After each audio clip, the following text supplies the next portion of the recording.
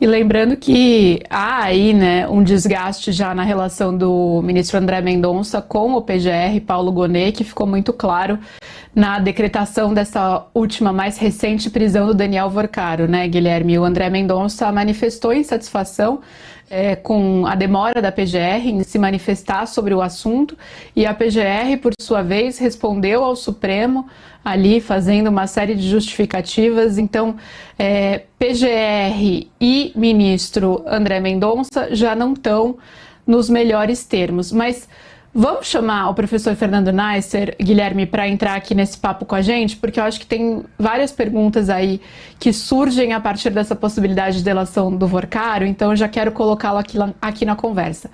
Professor Fernando Neisser, bom dia. Bom dia, Bia. Bom dia, Guilherme. Tudo bem? É um prazer falar com vocês. Bom dia, professor. É um prazer Prazer é receber o senhor nosso. aqui também. Professor, para quem está nos assistindo, eu queria pedir para o senhor explicar o que é a delação premiada, por que ela é uma opção no cardápio da defesa de qualquer réu, uma opção válida, né? E por que o investigado decide seguir por esse caminho. E no caso do caso do Master, muita gente vem falando, mas se trata do provável chefe dessa organização criminosa. Cabe delação de chefe de organização criminosa, caso se comprove que, como a Polícia Federal indica, que é o caso do Daniel Vorcaro? Vamos lá, Guilherme. Delação premiada, o nome técnico dela para a gente em juridiquês é colaboração processual. É uma técnica de investigação e produção de provas moderna, que vem não só no Brasil, mas em praticamente todas as democracias, sendo incorporada nesse cardápio dos meios de investigação, na medida em que a gente reconhece que existem certos crimes em que você só consegue descobrir detalhes e informações se você tiver acesso a alguém de dentro da estrutura criminosa.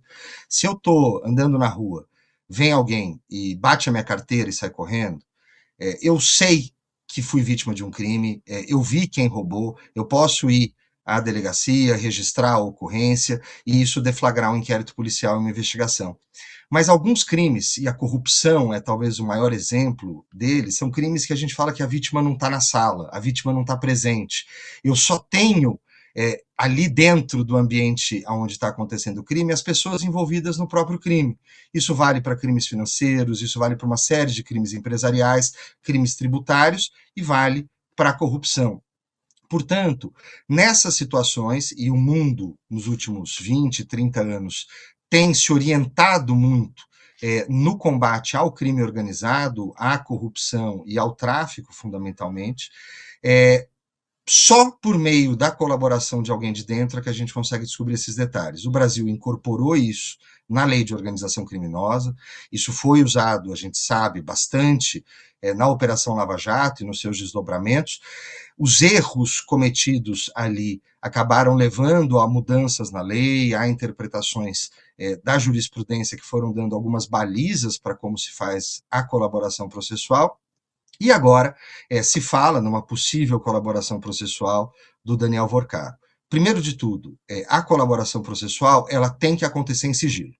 Toda a negociação, toda a fase de negociação ocorre em sigilo, as partes envolvidas, seja o Ministério Público ou a polícia de um lado, e a pessoa acusada, investigada, de outro lado, assinam um termo de confidencialidade, não podem informar a sociedade, ninguém que está sendo negociada a colaboração processual, e para que ela seja aceita, é imprescindível que, além da narrativa, além daquilo que a pessoa conta, ela traga provas, elementos de corroboração, também o termo juridiquês aqui, ou seja, provas daquilo que ela está falando. Documentos, trocas de mensagens, comprovantes de transferências bancárias, enfim, o que quer que seja, que possa efetivamente levar a autoridade policial ou o Ministério Público a entender que com aquelas provas é possível chegar à condenação das pessoas que estão sendo acusadas. No caso da liderança de uma organização criminosa, é mais delicado o aceite da delação, porque é preciso que aquela pessoa traga ainda outras pessoas pelo menos de igual calibre, ainda que não da mesma organização criminosa, mas de organizações criminosas paralelas, para que seja aceita aquela colaboração. A gente sabe que organizações criminosas, elas não operam no vácuo. Elas, em geral, operam em conjunto com outras. Então, eu posso ter uma organização criminosa que pratica crimes financeiros, isso levanta recursos que são usados para interagir com uma outra organização criminosa, por exemplo, que pratica crimes de corrupção, que compra contratos públicos ou influência no poder público. E é aqui que pode existir uma possibilidade de celebração de uma colaboração premiada. E também, Guilherme e Bia, é importante destacar que um elemento importante quando você tem dinheiro envolvido nos crimes, né, quando a gente fala de crimes que envolvem recursos que tenham sido desviados, que a devolução, a recuperação desses ativos é um elemento essencial também para a colaboração premiada. Então, é de se prever que, caso exista essa negociação em curso e caso ela avance, Daniel Vorcaro vai precisar indicar muitos dos recursos que foram desviados do Banco Master, ou que teriam sido desviados do Banco Master e de outros bancos ao redor, e devolver isso aos cofres públicos. Professor, e com relação às diferenças aí de uma delação negociada com a Polícia Federal ou com a Procuradoria-Geral da República, esse debate sobre policiais, delegados poderem tratar da delação premiada diretamente sem o Ministério Público já apareceu outras vezes, né, em outros escândalos. Foi alvo de muito debate e polêmica entre Procuradoria e polícia, mas na prática o que muda? O que muda para a delação em si e o que muda também para o investigado que decide fazer essa delação? Do ponto de vista processual, ali do procedimento que vai ser conduzido, as coisas são muito parecidas, Bia. Em ambos os casos, é preciso que a pessoa que quer delatar apresente essa vontade. É essencial que a colaboração premiada ela seja voluntária, quer dizer, eu não posso exigir de alguém que faça uma delação, a pessoa, por meio do seu advogado, da sua advogada, precisa buscar autoridade, seja policial, seja do Ministério Público. Começa, então, né, a partir de uma primeira apresentação dessa ideia e de elementos mínimos que digam, olha, eu quero falar sobre os assuntos A, B e C, eu tenho provas nesse e naquele sentido. Diante desses elementos, a autoridade policial ou o Ministério Público vão aceitar começar as conversas. Começando as conversas, assinam o termo de confidencialidade e, a partir daí, começa uma negociação. Né, é um ato negocial processual, para seguir aqui no nosso juridiquês, em que você tem um bate-bola, olha, eu quero saber então mais detalhes dessa operação, olha, eu tenho esses detalhes, puxa, se você tem esses detalhes, será que você não me consegue esse comprovante de depósito? Calma aí que eu vou buscar. Quer dizer, você não tem uma coisa tão formal em que você faça uma petição e depois venha uma resposta. É um bate-bola mesmo, que às vezes demora semanas, às vezes pode demorar meses para que se chegue a termo, e se apresente um termo de colaboração. O que há de diferença é que o Ministério Público, no sistema brasileiro, é o que a gente chama de o dono da ação penal. É quem decide propor ou não uma ação penal. Então, quando o Ministério Público não participa da negociação e da assinatura da delação premiada, muitas vezes ele pode não concordar com todos os termos, né, de um jeito ou de outro. A colaboração, ela precisa passar pela homologação de um juiz, ou no caso, de um ministro do Supremo Tribunal Federal, que diga que aquilo está dentro dos conformes, que foram respeitadas as regras da colaboração processual, mas, quando o Ministério Público não participa, ele pode, ainda assim, propor ação penal, mesmo que aquela parte que fez a colaboração venha a ter os benefícios previstos. Né? Quais são os benefícios previstos? Redução da pena de 1 a 2/3 e, no limite, se a colaboração for muito eficaz, trouxer muitos elementos, pode até haver o que a gente chama de perdão judicial. Também é possível, por meio da colaboração processual, que se consiga um regime mais brando, então uma pena que seria cumprida em regime fechado, ser cumprida em semiaberto ou em regime aberto. Tudo isso é possível de ser acordado na colaboração.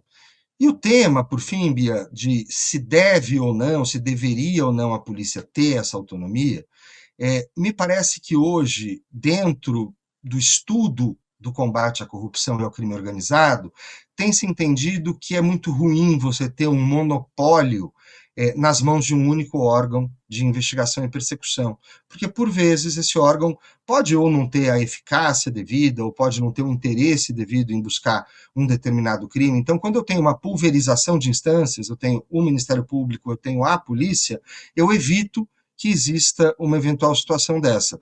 Sempre vai passar por um juiz, ou por uma juíza, por um ministro ou por uma ministra, portanto, a gente garante que a questão cumpra o devido processo. Professor, agora vamos supor que o André Mendonça aceite, né? E aí sempre que eu estou falando é completamente em tese. Eu estou usando os nomes do caso em si, mas a explicação que eu preciso é de um caso em tela. O ministro relator aceita a delação. Em quanto tempo isso vai para um colegiado, né?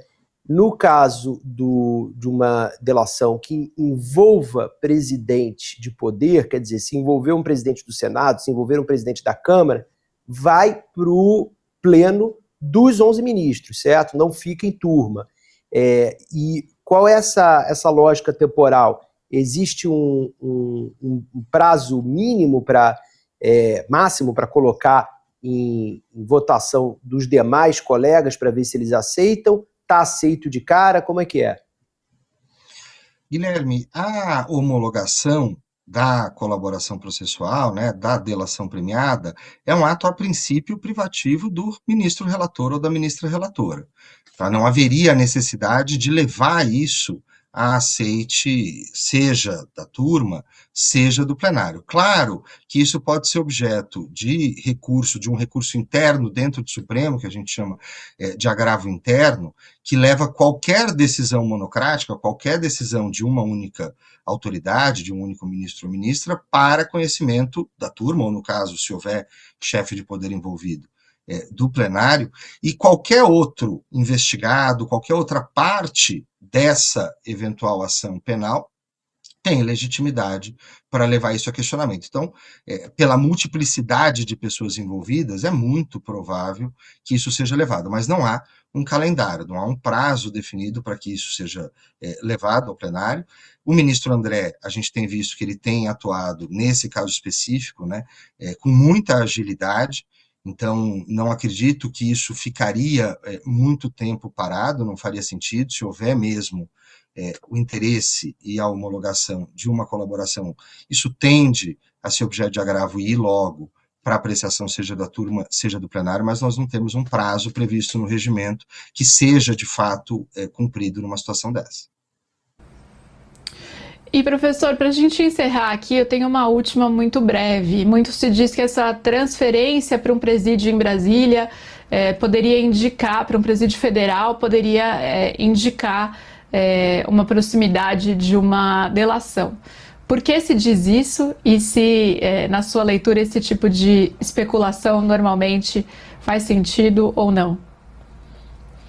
Pia, não me parece que isso tenha uma influência direta. Eu acho que levar a um presídio federal tem muito mais a ver com garantir a incomunicabilidade daquela pessoa, garantir que aquela pessoa esteja sob os cuidados do sistema penitenciário federal e evitar eventuais problemas que possa ter num sistema penitenciário estadual. Não acho que isso leve a maior ou menor chance de chegar a uma colaboração processual.